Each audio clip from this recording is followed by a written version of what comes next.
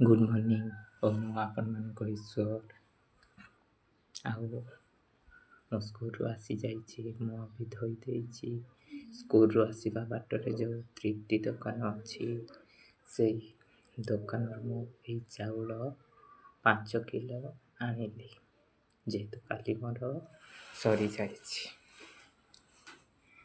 ଆଉ ଅଧିକ ତ ମୁଁ ଧରି ପାରିବିନି, ଆଉ କେତେ ଦିନ ପରେ ମଧ୍ୟ ସ୍କୁଲ ଛୁଟି ହୋଇଯିବ।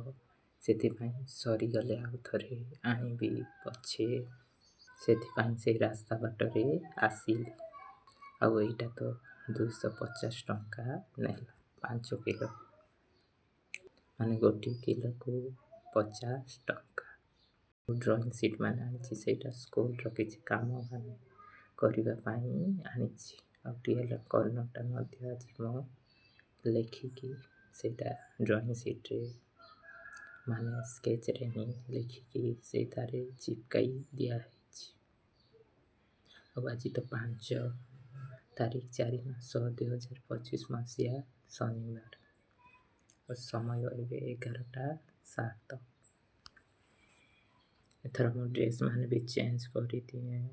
ଆଉ ଫ୍ୟାନ୍ ମାନେ କୁଲର୍ ଚଲାଏ, ଆଉ ପାଣି ପିଇଦିଏ। ଆଉ କିଛି ନୂଆ କଥା ହେଲେ ମୁଁ ନିଶ୍ଚୟ ଜଣେଇବି। ରହୁଛି ସେତେ ସମୟ ପର୍ଯ୍ୟନ୍ତ, ଧନ୍ୟବାଦ।